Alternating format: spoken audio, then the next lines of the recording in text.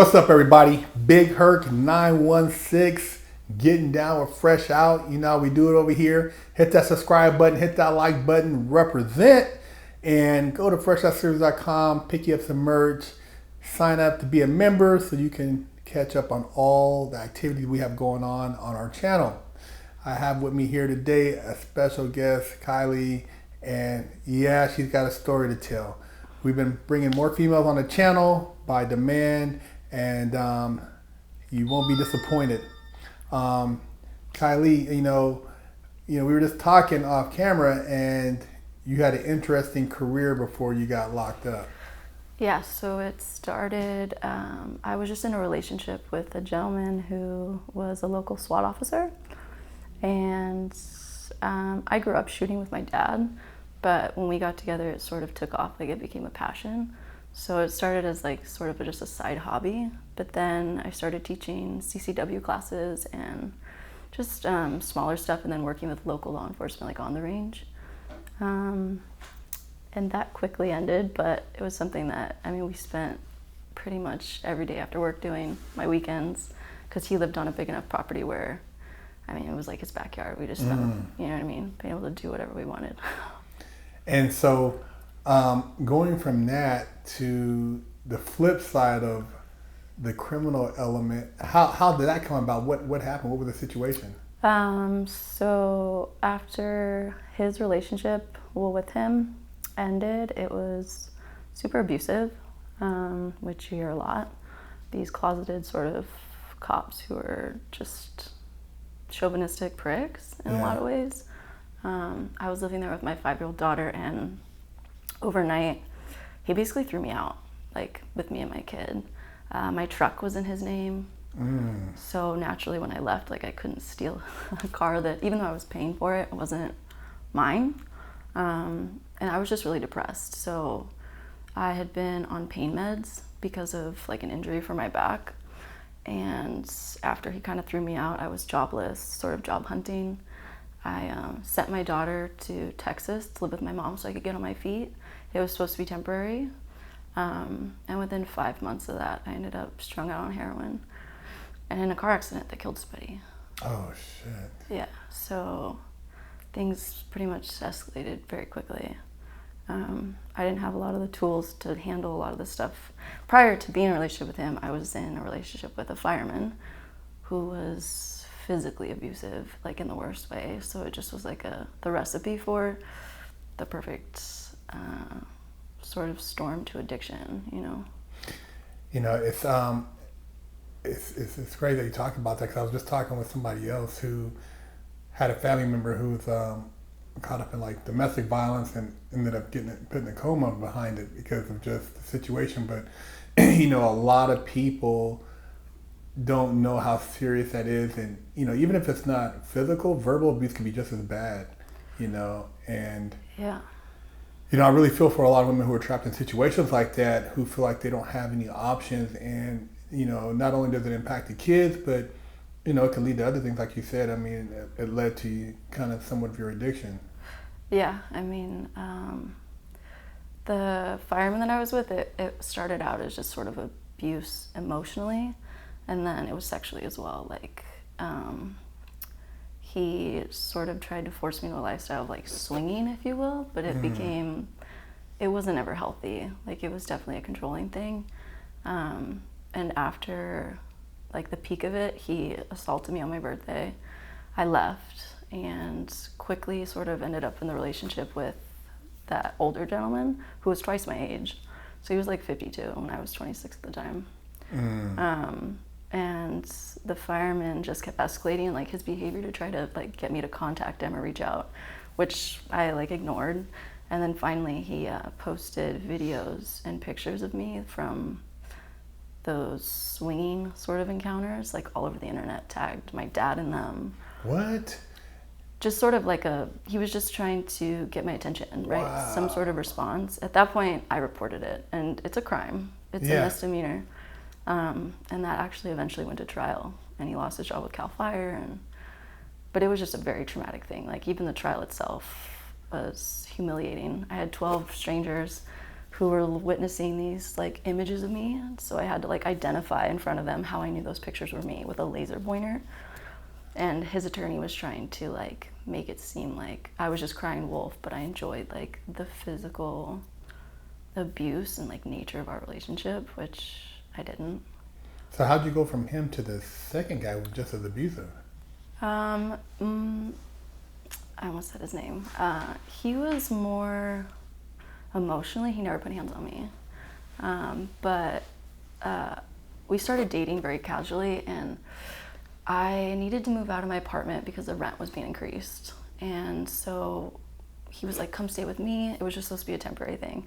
Obviously, once we moved in, we enjoyed it. It got comfortable. So I decided to stay after that month and a half. And he lived in a 2-bedroom house. I have a 5-year-old and he had 2 daughters. So it got to the point where his daughters didn't want anything to do with me or my 5-year-old at the time, which for my daughter, she just wanted a family because it had always just been her and I kind of at that point. And it became like an inside joke, but on the weekends, we would have to like pack up and go live in this like little office converted like studio room that didn't even have a bathroom, like across the driveway. My mom called it the whorehouse. Like, oh, are you in the whorehouse this weekend? Because his kids are there. It was just very abusive in the way that, you know, I don't think you should ever choose a relationship over your kids, but I think sort of like a line of respect is like, it goes without saying. And in a lot of ways, he didn't stand up for me. And so it just was very psychologically like damaging because I needed somebody who was going to understand what I just was trying to recover from. And instead, my depression just spiraled out of control because I constantly felt like we were being placed second and third to like social media. Like he was obsessed with social media and like his appearance, and you know, it was like, it was just very damaging. So it sounds like you had like some similar characteristics to the first guy with the ego, narcissism. Yeah, I'm a magnet for narcissistic men, for sure.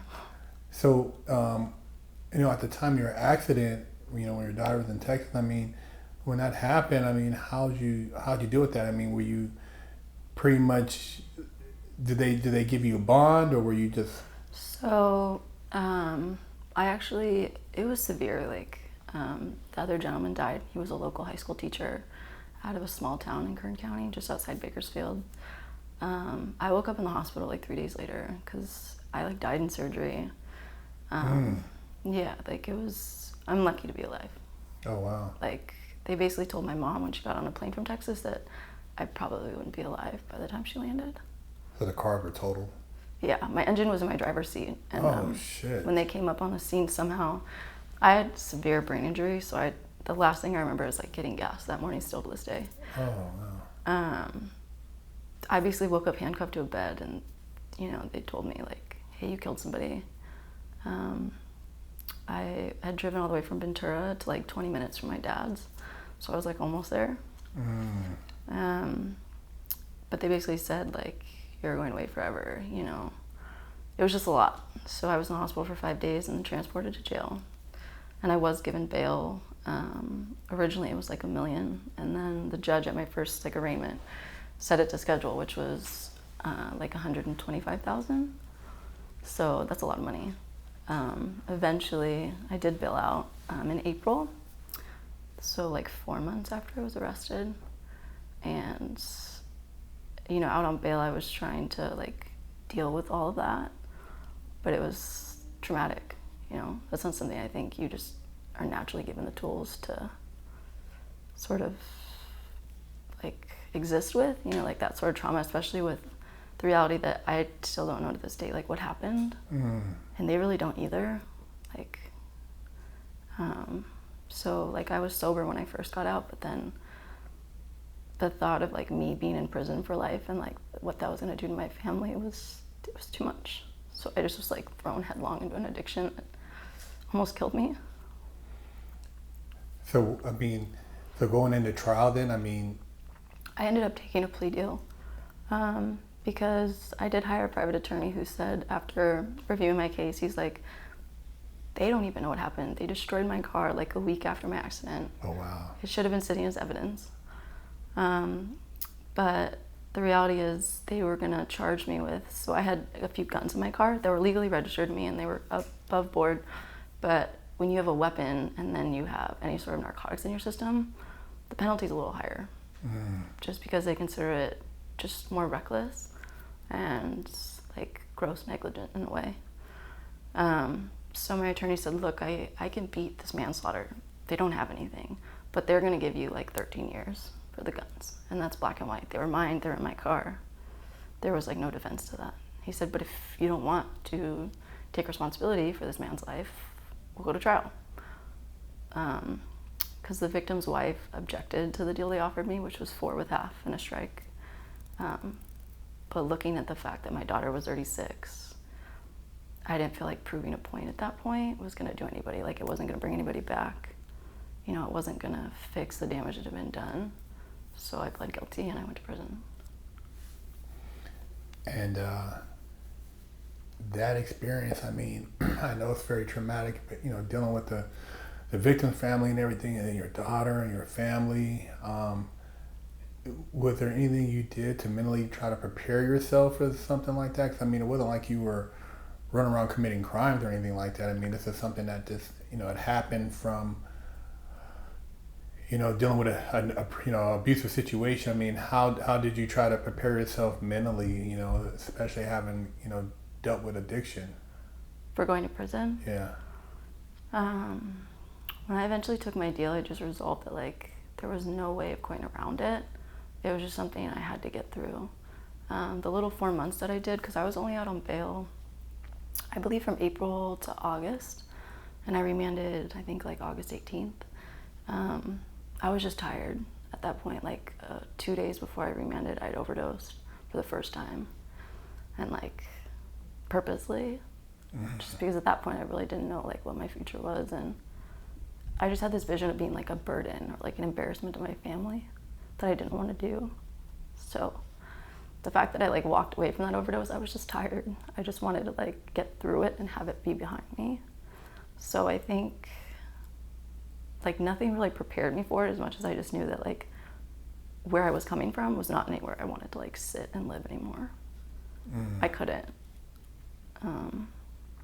So I just knew that it was going to be really shitty, but I would get through it. And my mom, she promised me that I wouldn't be doing it alone, you know, that I would have the support of my family, which I didn't.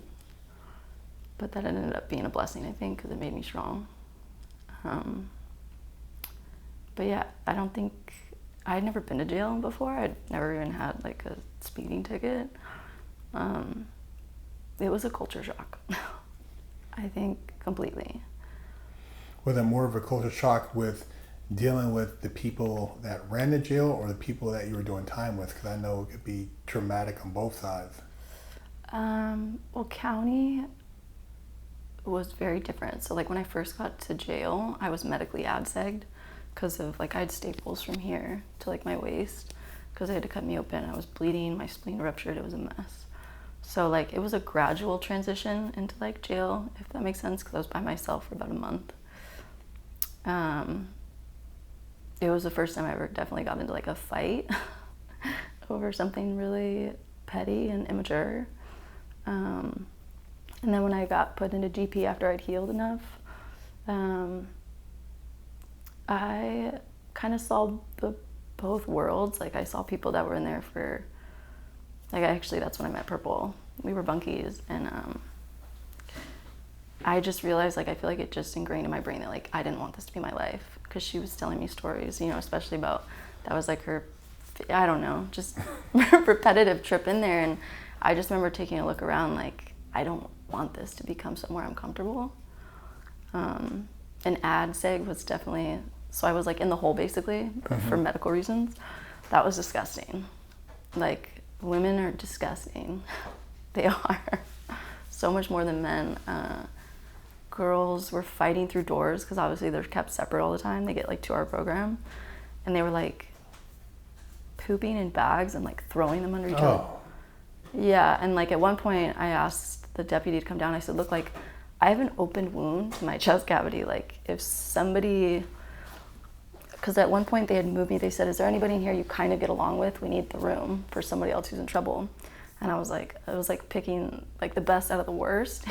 Oh my God. Because they needed me to bunk up with somebody. So I did, and she was a mouthy little one who pissed everybody off and was like snorting her meds and just like, she was off the chains. So I was like really worried about like a bag of human waste coming in the door. And they're tossing in the doors? Oh yeah, they were popping them like under the doors. Oh. It was disgusting. Girls are disgusting. Like, yeah. So that's when they moved me to GP at that point. I was like, I'd much rather take my chances with the fact that I may get into a fight and I can't do a sit-up than like this. Yeah. So they moved me. But the healthcare in there was, it was a joke. Like my wound got infected several times. And if it weren't for one deputy, I'll never forget her name, Miss Rafferty. At like 2 a.m, I was like waving them down. Nobody would stop and talk to me at my door. And finally she got on shit and I was like, look, I'm not a problem child. I've never caused issues for you guys. In fact, we don't even have any interaction, but like something's not right. And she like flagged them to open my door. And she took one look at it and she like walked me down to medical with like no shirt in my pants because it was like green. Yeah, it was really bad. I mean, if I became septic, like it would have killed me. My heart, everything was exposed to that. So that happened twice. And she probably saved my life, honestly, because by the time they took me out to Kern, he was like, nobody's been changing your wound. I'm like, they're not even letting me out to shower like they should be, so I can clean it. So yeah, it was, Kern County's nowhere I recommend anybody going. Yeah, I've heard a lot of riots and stuff in Kern County, just on the men's side. Yeah, so I was a worker at one point, and I think it was over Pruno, was like the story. But 3 of the pods rioted, and like they threw chairs at the bubble glass that broke through, and they came in with the pepper guns, and we had to clean it up, like the female workers. It was horrible. Damn. So how long were you in Kern County? My accident was December 4th, and I got remanded like a week later. So from December to April, so about 4 months. I was out for 4 or 5 months, and then remanded August 18th, and I was there for 2 months because I was transported on Halloween. So like a total of 6, 7 months. Not that long enough to know I never wanted to come back. Yeah, I see all that filthiness and craziness, huh? Yeah, well, when they paroled me, somebody screwed up my parole plans, admittedly, like they owned this at prison. So they were trying to parole me back to Kern County. And I was like, you might as well just take me back to jail. Like, I'm not gonna live in a homeless shelter. I have no address, I have nowhere to live without here. And my parole officer's like, well, I'll try to transfer. I'm like, I'm just telling you right now, like, you better have to confine me because I'm not gonna stay in this like soulless, godforsaken place. Wow. So where did you end up doing your time at? So Chowchilla was AR, obviously. And that system is very broken in the way that they will put girls from A-Yard over the wall with all these lifers while we wait to trans back. And so when that happened to me, I was on D-Yard for 3 months. So when you're not endorsed to prison, I'm sure as you know, you can't do anything. You can't go to yard, you can't go to classes. Essentially all you can do is sit in the room or go to the, the day room. And my first room with a lifer was with a transgender. A transgender? Yeah. That's a whole, we'll get into that. But so we couldn't do anything. It was the middle of winter, and I'll never forget. She said, you little white bees are not gonna stay up in here like bums. You're gonna get the F out of the room. So they were short staffed. There was no day room, and it was practically snowing outside on the yard. At the end of the day, after being abused by men, this person was 6'3", was shoulders broader than yours. Needless to say, if I was planting my feet there, I think I would have fought a little harder, but I was like, look, I'm going home, this person never is. So the 3 of us got up and we went outside in the snow. Oh, shit. Yeah, so and the staff love it. They think it's funny. The officers, they know it's like a game to them? Oh, yeah. I mean, I have seizures, so I'm a bottom bunk. As soon as I walked in, they ripped all of our like wool blankets off of us, gave us these hospital linen ones because they weren't dirty for the room. And she's like, little white bee, you're gonna get on the top bunk. Naturally, I have seizures, so that's like, and the officers knew. I mean, I wasn't gonna say anything, but they knew. Because when they came in and did count, I wasn't on my bed. They don't care. You know, I hear stories about like women's prison, and men are like, you know, guys who've never been in prison, like, I can't believe it's that bad. But I tell them, I said, women's prison is on a whole nother level as far as just because, you know, a lot of things that you assume like on the street with a woman and this and that, femininity and this and that, but in prison, like the emotional side and just like the different games that are played from the women I've talked to is just, it's a horrible situation. It's, I would definitely say, like a mental warfare. I mean, there's violence as well. Like, D-Yard was, I mean, it's where the worst of the worst were. And I've never seen so much violence. Is it racial in there too? Not like it is at the men's, like, but yeah, there's still a lot of that. I mean, like, I was a minority for sure, you know, and it was an issue. Yeah. For a lot of people. At one point, actually, there was this group of 4 girls. They were black girls, and they kind of saw just from like the outside what was going on in my room. And so with me not saying anything, they actually went to the officers. This little youngster, I'll never forget her. She was so sweet, so funny. And she got me moved into their room, which after that point I could like breathe, you know, because she saw what was going on and she didn't think it was cool. Wow, so they actually looked out for you? Yeah, which was amazing because I was so depressed. Like, it was like then that it dawned on me, like, I get why people kill themselves in prison. Like, it was pretty bad. Yeah, you know, I was always curious about that. So the predatory aspect, I mean, because, you know, having interviewed other women, they always say like, well, women either, I mean, it's not like guys where they click up with gangs or something, not like that, but like women getting together in relationships to try to like some way, maybe somebody looks out, or they kind of have maybe a small group, but it's not the same as far as like somebody's gonna have your back like you have their back. It's none of that type of, everybody's pretty much for themselves. Yeah, I mean, unless you, I felt like it was very almost high school in the way that like the cliques existed. Like, there was the people who'd been around forever, you know, they were like the OGs that like could pretty much float whatever side and they were okay. Then you had like the group of super youngsters that maybe had a lot of time that were just obnoxious because they were trying to like make waves and be seen and be known. That was annoying as an older person, just because it was very, it was high school. I mean, you have these 18-year-old kids who are trying to get in relationships with these boyish looking girls, and then they break up and then they're fighting, and it's like, you're just trying to get through it without all that. But then you're implicated in it because then your room gets hit because of all their little like, so it's just a lot of like unnecessary drama, but that's what they say women love, but I definitely don't. So how were you able to navigate through all that without like coming out crazy? I mean, I kind of just picked my battles. Like, once I was endorsed, I knew that I just had to like get through that time, and that CIW, from everything I've been told, was like a different everything vibe, like just way of living, if you will. So I found that like the minute I got there down in Corona, that it's like a college campus. Everything down there is just so much more relaxed. It's you just don't feel necessarily like you're in prison with the gray walls and like high fences. There's trees everywhere, grass everywhere. and that's after Chowchilla? Yeah, so Okay. so I was moved down to CIW in March. So it was a long stay from October to March for me to get to my prison. But the minute I got there, things just, I ended up in a room with an amazing person who had never been in trouble before. She was an older girl who was down there for like stalking her boyfriend, supposedly. Just some kind of like off the rocker. But she was a super normal person.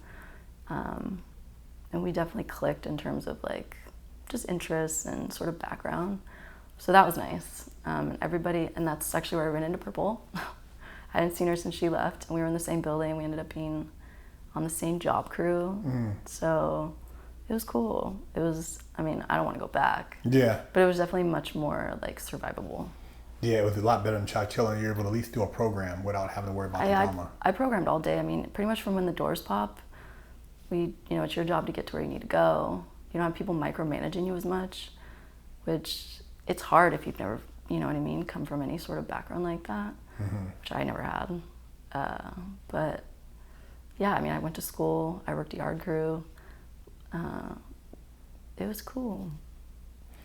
What were some of the things you did as far as, prepping yourself before you got out, like to kind of set yourself up for a better position as far as life-wise? What were some of the things you did for yourself? I know like in men's prison, guys study business, maybe try to get a degree or learn something. What were you doing with your time? So I was really bummed. I really wanted to be able to go to camp and be like part of the fire camp girls.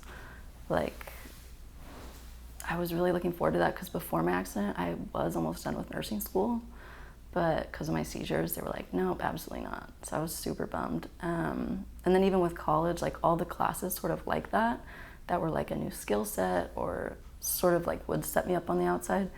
That was the only thing about CIW. Everything was pretty full. You would get in eventually, but I just didn't have enough time for a lot of stuff. So I like took 3 college classes that I'd already taken them, which they said that was fine. So I retook, I think it was like English, world history, and then statistics, just to like get credits, honestly. So that was kind of the only thing I did that was like a big, I would say, time off of my sentence. I mean, I did the NA. I tried to get into like the substance abuse program, but they wouldn't ever put me in. They said I didn't have enough time. And I actually ended up paroling, I want to say 3 months before I thought I was going to originally, because I got my college credits. So I believe it was July of 2019, I had court. Ventura County picked up an old case that I got when I was out on bail. So they transported me for court. And I actually ended up paroling from county because those credits kicked in. So I paroled, I believe, October 18th. So pretty much a year to the day. Okay. And then I think I just became bail eligible is what happened. So I bailed out. And then I was out on bail for like 3 years. I just now finished that case in December. I did like 60 days on it. So having went through that experience, going forward and like just looking at like past relationships, how do you kind of navigate now when it comes to like? Well, I got out of prison. I got into a relationship way too quick. I don't regret it. I had my son, who's 2, he'll be 3 in December. His dad was a narcissist and abusive, but we broke up shortly after I had Aiden, and he actually just recently passed away. So we weren't together for the last like year and a half. And like I said, I don't regret the relationship, but I do regret the time. It sort of took away from me getting on my feet for my daughter, because that was my primary goal, was just to get out. And I did. I got out. I got a couple jobs. I immediately started saving money. I got my own place, like I think 90 days after I got out. I got a studio and then 1 bedroom and a 2-bedroom. But I regret the damage it did to my relationship with her, definitely. Because in her eyes, she felt like I just got out and didn't like keep my promises in a lot of ways. Yeah. She's 11. So, she's going through a lot, like emotionally and hormonally. And her dad's around a lot more, so it's like a blessing in that. But there's a lot of broken trust between her and I. She, when I was pregnant, was like very angry, very, very angry. Like I started bleeding prematurely, and she's like, well, hopefully he's not dead.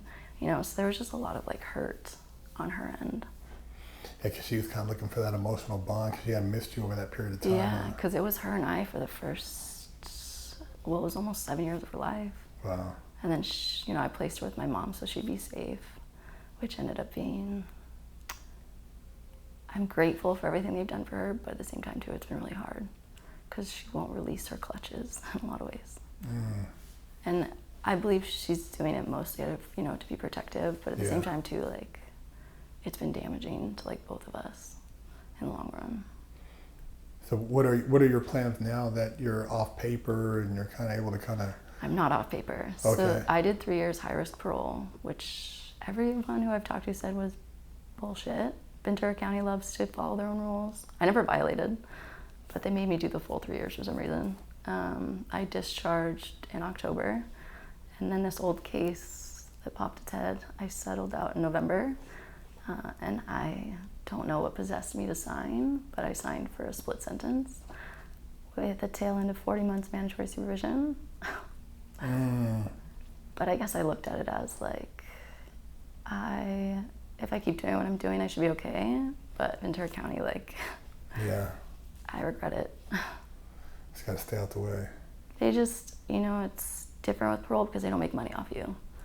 Probation, they love to just, make your life miserable. Well, they pop up and then they want to, hey, what you doing over here? You didn't tell me you're going here. All the bullshit. Just stuff that's like very logistically, I think, easy to fall into a trap of.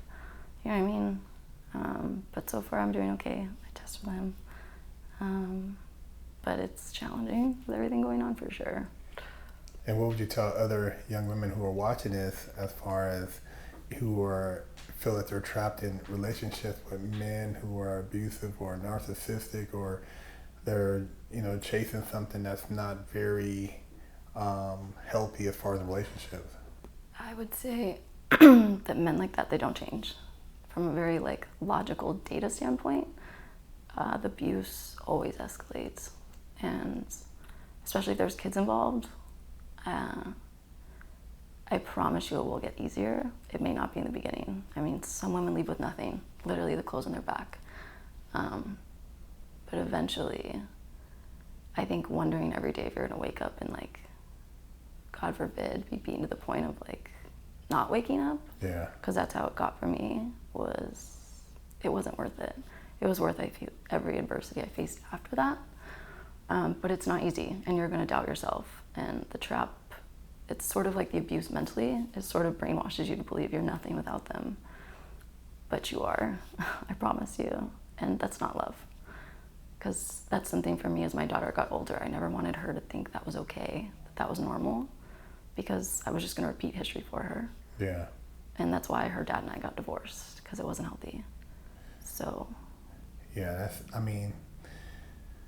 and on the outside looking in, a lot of people might think, oh man, that person, he seems like a cool dude and this and that. And it's like, when I hear about stuff like that, it's like, man, what possessed a person to do something like that? But, a lot of these individuals, man, they got their own issues, and it's like being able to somehow control somebody else. It thinks they empower themselves. And I think it's a horrible situation. And, if you're a woman involved in something like that, I think the best thing to do is just, as soon as you see any signs, like you said, just to get the hell up out of there. Yeah. So I struggle with codependency. And my biggest thing is, especially with Frankie, my son's father, I always saw the broken little boy that made him that way, when things would happen, just because of his history. And every time something would go wrong, I saw that instead of the reality was, it's not okay for hurt people to hurt other people. That's right. And just because, unfortunately, his life was that way, it doesn't give him the right to then put that harm on other people, which took me a long time to realize that. Just because he didn't deserve it, neither do I. Yeah. And I think just stepping out into a real belief that I'm valuable, and it doesn't matter the things I've been through, nobody deserves to be treated that way. And it's not love. And it took me almost 30 years to realize that and believe it, but I do. And more than that, I don't ever want my daughter, that was always my worst fear, is then realizing that I was responsible for teaching her that this is relationships, this is normal. And I never ever wanted that. So I left him and I never looked back. And it was hard. When you have children with somebody, the bond is different. And in a lot of ways, I think it keeps women stuck, or whether it's financial reasons. Unfortunately, all my relationships, I was generally the breadwinner, so that wasn't ever an issue. But I know that is a lot of statistics for women, is maybe some of them don't work, or they don't have, a career or something. They feel how am I going to do this? A lot of the guys try to create that codependency so they can control the relationship. Well, that's, what one of my exes did. You don't need to work as much. You don't pay rent. And so when I left, I had nothing. But it's not worth it to put all your eggs in one basket. And it was actually the first time I'd ever done that, so I was surprised in myself even. But I was so exhausted after being a single mom for so long that I kind of saw it as like, oh, maybe this is what I need to like sort of heal some of my stuff. That's not what happened. I just started to feel worse about myself. Man, that's a crazy story. Well, I'm glad you're out of that situation and you're building a relationship with your daughter now and building your career and hopefully in the future finding a healthy relationship, somebody who... It's not on the radar, but yeah. Not right now. Take time to, get your stuff together, but, no need to jump into anything else anytime soon. Yeah, I kind of told myself, if I don't date till they're 18, I feel like that's not that bad and I owe it to them. So. Yeah, it's always better to figure out yourself and find your own, self-worth and balance in life and purpose and stuff like that. And that way everything else is secondary rather than trying to base it off of somebody else's interpretation of who you are. Yeah, and it's challenging. Like I was just having this conversation yesterday with a friend of mine from prison, and I was saying, in the state of California, I'll never own a house. I'm like, how do these people afford to pay rent? I'm like, they have to be dual income households. I'm like, do I just need a sugar daddy? Joking. Yeah. But that's one of the reasons I'm trying to move back to Texas, where my mom's been. Yeah. I hate Texas with a passion, but it's more conducive for like a single parent to survive. And there's a couple other states. Texas, and then you have, I'm in Arizona, it's not too bad. And then there's, other places, but yeah, and then finding, the thing is too, is putting yourself around people who you feel like you can kind of count on and trust. They have that structure. One of the biggest things I think is that everybody wants to do it all on their own. Yeah. Get out the house when you're 18. You don't ever want to say you failed or you can't do this by yourself. It's, especially for guys, like, man, I don't want to have to ask somebody for shit. I'm the man, I can do it. And you're like struggling and you feel like you're a weenie if you ask a guy for some advice, but it's not easy out there, and a lot of times the people you think that made it on their own are full of shit. They had a lot of help. So, behind closed doors, it's okay to say, hey, man, you know what? I'm lost. Sometimes I don't have the answers. I'm overwhelmed. You got to get it out. And at least if you say it and get it out, it's like, oh, wow, I've been holding that for so long because I've been carrying that burden. I feel like sometimes like, whew, I feel so much better. So it's all right to get that out. But yeah. Having those conversations with people and then realizing that there's other people you can actually count on. And, nowadays we got to get back to, it takes a tribe to raise a child, or to even to, support ourselves. There's nothing wrong with being, an adult and having people that you share responsibilities with, and you don't necessarily have to be in a relationship, but you have friends, stuff, and you guys can combine resources. The things are crazy right now. So there's nothing wrong with that, but hey, I think, you're a survivor, you're still pushing along, you haven't given up. So, the women watching this would definitely, find something to relate to, and hopefully you can positively impact some lives of some young women out there. Yeah, hopefully. Addiction nowadays especially is, I think almost everybody I know can say they've been impacted by it.